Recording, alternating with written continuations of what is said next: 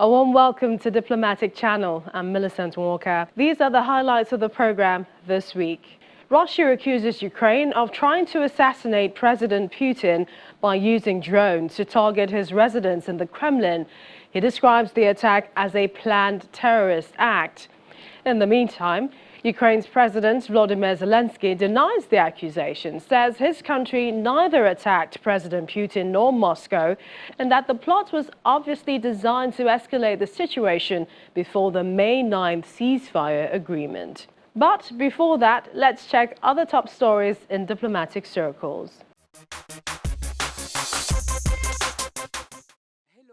The World Health Organization (WHO) has confirmed that COVID-19 no longer represents a global emergency, a major step towards ending the pandemic.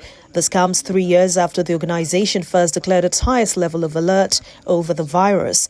The Director General of WHO, Dr. Tedros Ghebreyesus, says the decision had been considered for some time and made on the basis of careful analysis of data, but warned that the removal of the highest level of alert did not mean the danger was over, and said the emergency status could be reinstated if the situation changes. U.S. President Joe Biden has issued an executive order authorizing sanctions against Sudan, saying the fighting must end. Mr. Biden called the violence a tragedy and a betrayal of the Sudanese people. He said the violence in Sudan was an unusual and extraordinary threat to the national security and foreign policy of the United States. The leader of Russia's Wagner Group has threatened to withdraw his troops from the Ukrainian city of Bakhmut in a row over ammunition. Russia has been trying to capture the city for months now, despite its questionable strategic value. Burkina Faso's interim president, Captain Ibrahim Traoré, says he is satisfied with his country's military ties with Russia, which he describes as a strategic partner. He emphasized that Burkina Faso's cooperation with Russia dates back to a long time, and they are poised to develop and move the relationship further. Captain Ibrahim Traoré said Burkina Faso has many international partners, but will collaborate with only those who want to help his country. Welcome back. Ukraine's President Volodymyr Zelensky has denied his country carried out an alleged drone attack on the Kremlin, saying the accusations are merely a pretext for massive attacks by Russia on its territory. Russia had accused Ukraine of attacking the Kremlin with drones overnight in a failed bid to kill President Vladimir Putin in Moscow. According to a statement from the presidential administration, fragments of the drones had scattered on the territory of the Kremlin complex, but there were no casualties or material damage.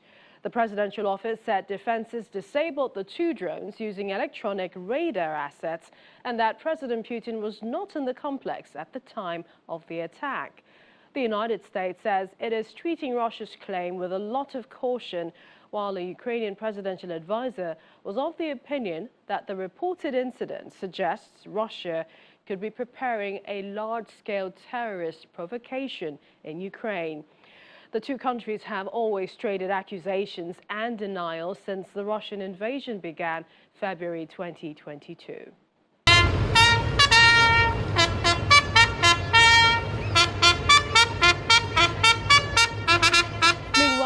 Ukrainian President Volodymyr Zelensky was in Finland for talks with Finland's President Sauli Niinistö and other Nordic leaders on his country's war with Russia and its relations with Europe.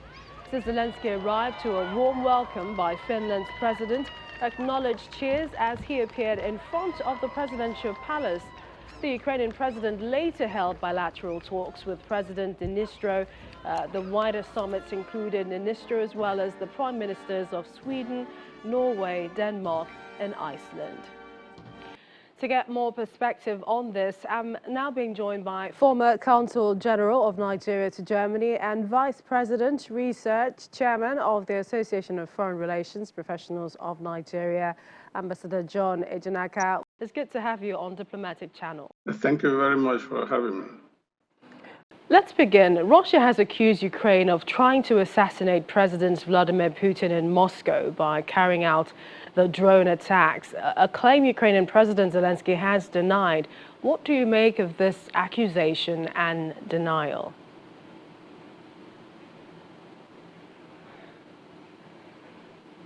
Well, we saw the drone attack. At least we saw also the video representation of that on social media. There was an attack, and the Russians have claimed that it's a terrorist attack directed at President Putin, and that has some consequences. But Zelensky had swiftly denied it and stated that they don't have the capacity to deliver such long-range attack, but rather they are more busy defending their villages and their cities. So that they don't have any responsibility for that. But Moscow has seen it from a different perspective, and there have been different interpretations on what must have happened. Is it really an attack from by Ukraine, or is it an internal thing that is intended to provide an alibi for further attacks or more drastic attacks against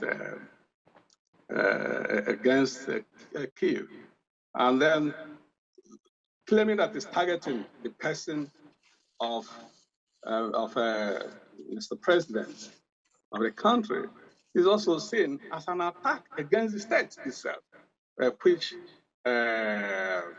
will also attract some responses. But one thing that one can make from that is that that singular action has changed the trajectory of the conflict. President Zelensky says the accusation is Russia's ploy to truncate the May 9th ceasefire agreement. Do you share the same sentiments? Well, I know that the May 9th is very, 9th May is very unique for Moscow and former Soviet states, because that is the victory day, when they celebrate victory over Nazi Germany. But the fact remains that there are no signs really that you are talking of peace. Is there any peace in the air? We don't feel it. Instead, what we have seen is escalation. We know that there's been much advertised counteroffensive by Ukraine, and that probably what Moscow have been doing have been preemptive measures, because there have been some escalation of attacks on civilians, on civilian population in Ukraine.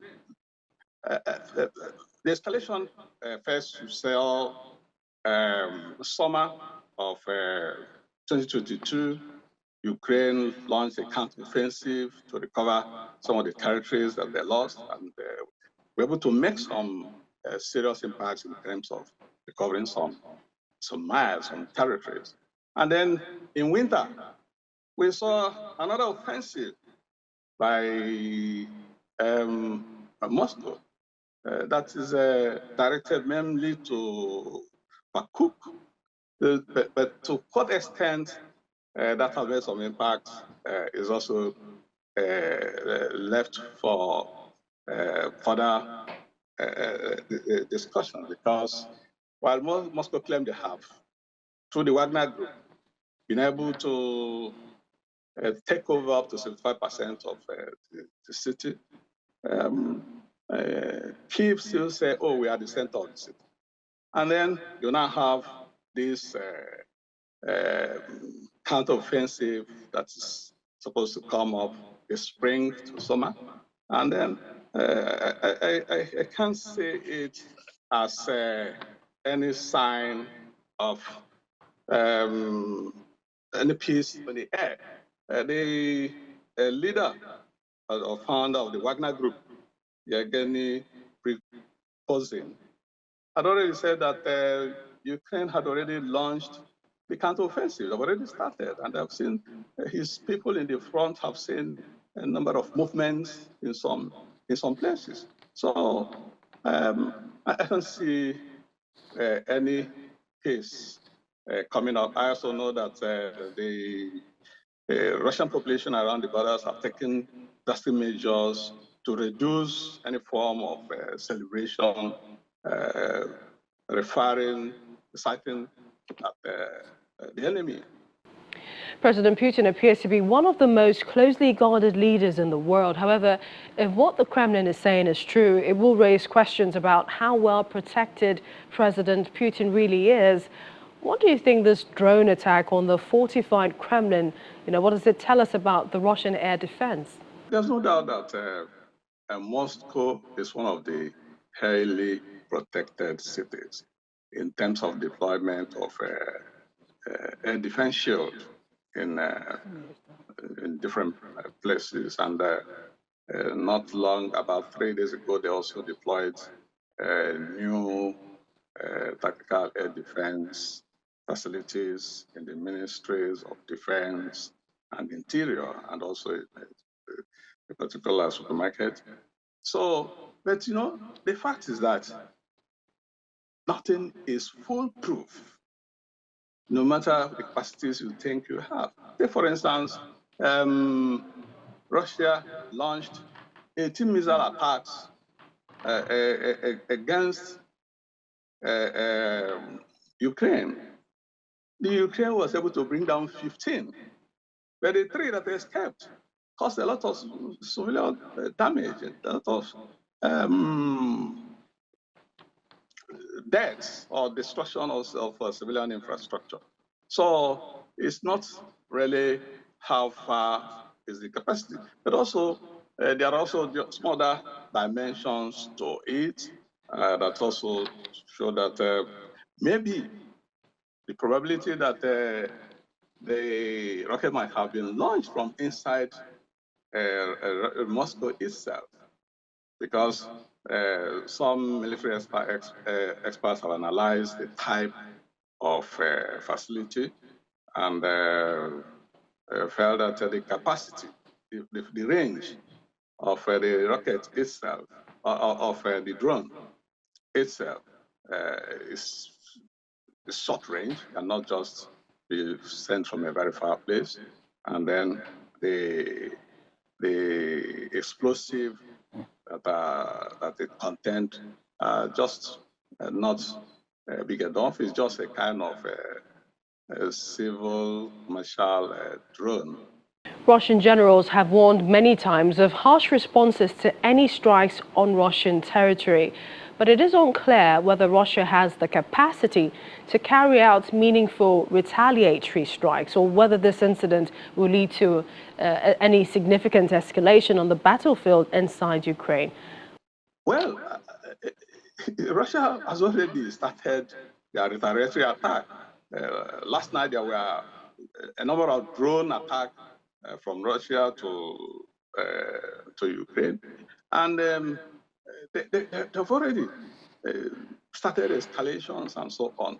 Well, I think one can say, well, it could be an alibi to actually attack Ukraine massively.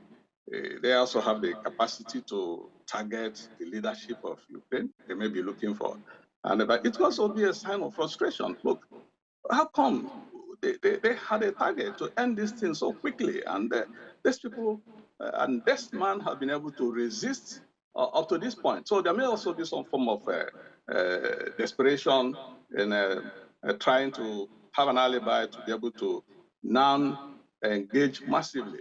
But at the same time, experience has shown that Ukrainians are also very prepared. The kind of resilience they have proven since the commencement of the conflict has shown that Moscow may not just win this war in the war front, as long as Ukraine continues to get the level of support it's getting from the West, and then also there are people being consistently determined to defend their land. Yes, Moscow can use it as an alibi. They have been targeting civilian population. I mean, the rules of conflict have been so much violated in terms of targeting a civilian infrastructure or population. So I believe that the Ukrainians should be expecting the worst, but also it could also be another way of making them to rethink, divert attention from their proposed counter-offensive. So these are the things. Ambassador Jan Ejinaka, always a pleasure. Thank you so much for joining us on Diplomatic Channel. Thank you very much for having me. Let's take a break now. Diplomatic Channels continues in a moment. Stay with us.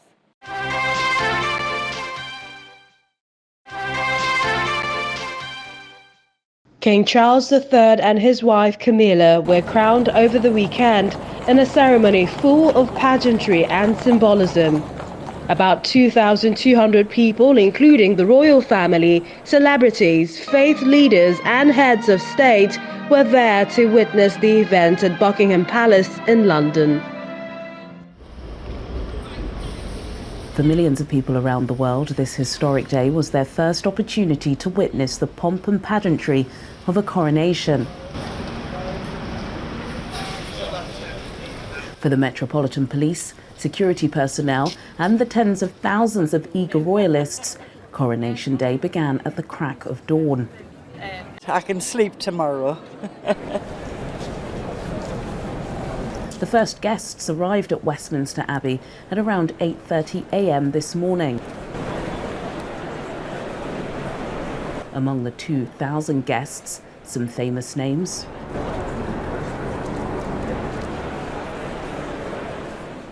The political class,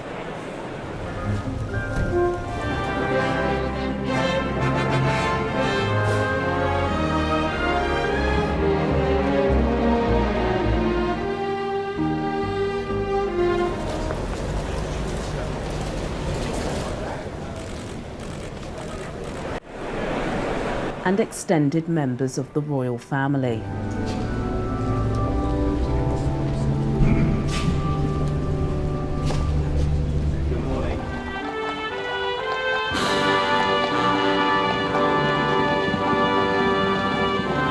At 10:20 a.m, the king and his wife of 18 years began their 30-minute journey to the historic church from Buckingham Palace.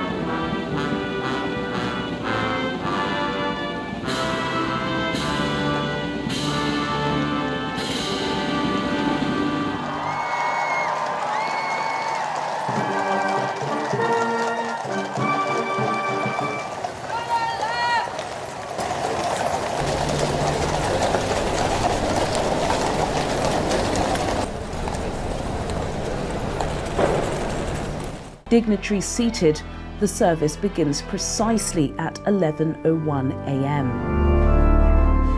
The king, wearing the robe of state, walking slowly and solemnly through the abbey, occasionally glancing at the guests and the choristers singing to greet his arrival. Prince George, his grandson and second in line to the throne, is seen here carrying the king's robe as one of Charles's 4 pages of honour.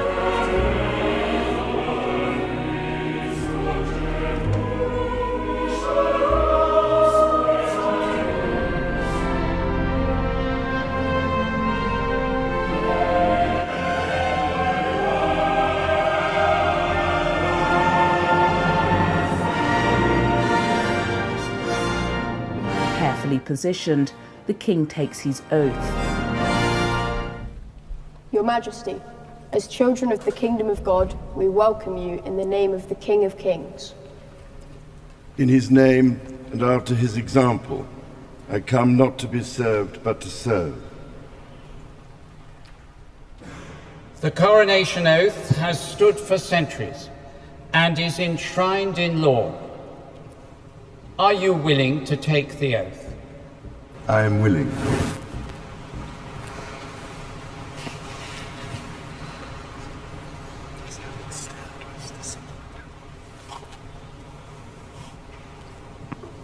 Will you solemnly promise and swear to govern the peoples of the United Kingdom of Great Britain and Northern Ireland, your other realms and the territories to any of them belonging or pertaining, according to their respective laws and customs?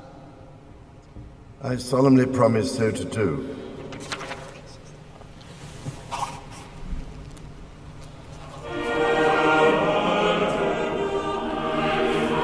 Then to the most sacred part of the service, the anointing.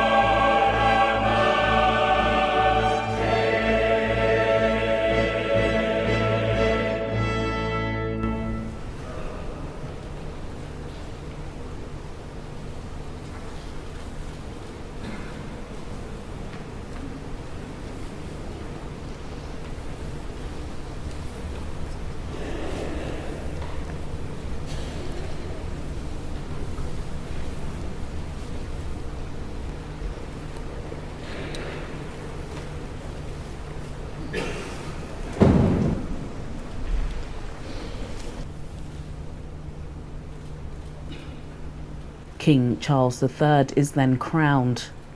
The Archbishop of Canterbury taking a moment to ensure the precious item is well placed.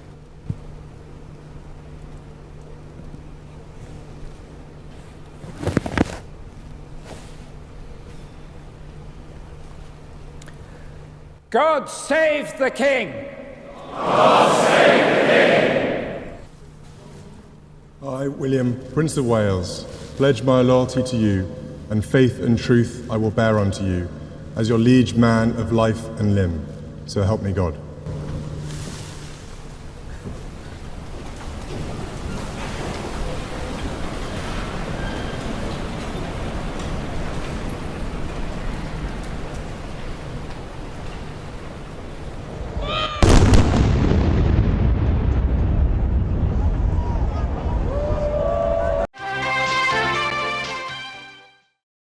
Former Special Advisor to the UK Prime Minister, now Senior Strategy Advisor at His Majesty's charity, the Prince's Trust, and the Prince's Trust Group, Mr. Nero Ugujabo.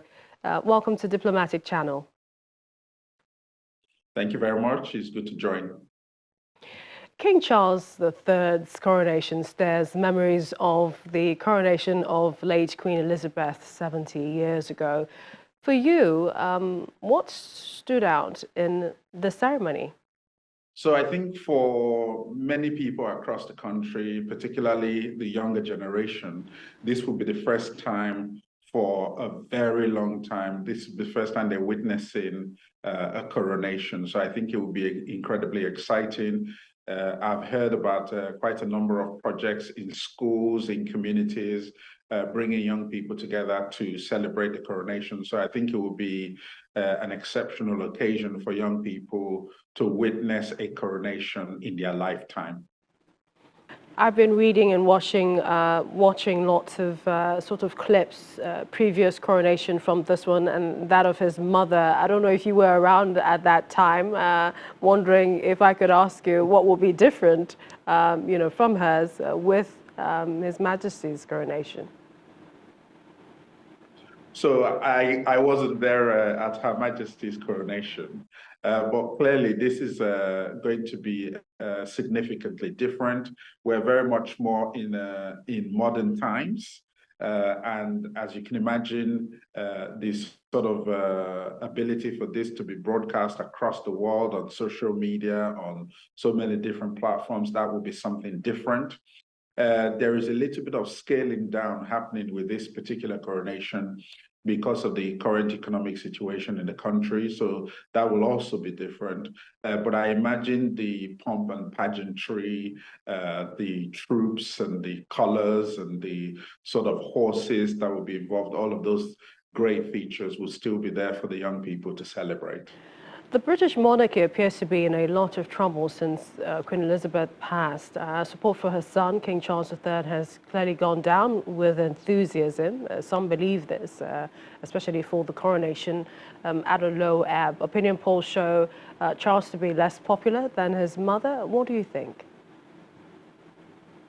I mean, I don't think that's necessarily the case. There is no doubt that Her Majesty, the Queen, was an incredibly popular figure in her own right. And of course, the royal family that she led was also incredibly popular. So it's not that surprising that, you know, with her demise that, you know, people will still be looking to her greatness and her contribution as a massive figure in the lives of so many people in the country.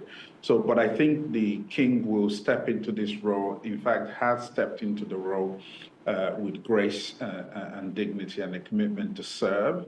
And I think a lot of people are looking forward to his leadership. As you can imagine, being the Prince of Wales, he's very well known to the country and very well known for his charity work, particularly the Prince's Trust. So I think there are many people who are celebrating his ascension to the throne, and I think he's set to do a great job for the country.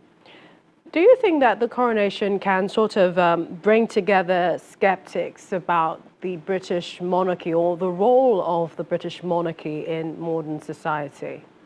Yes, I think so. You know, there will always be people who have a different view of how society should be organized, but this has been the British way for a very, very long time.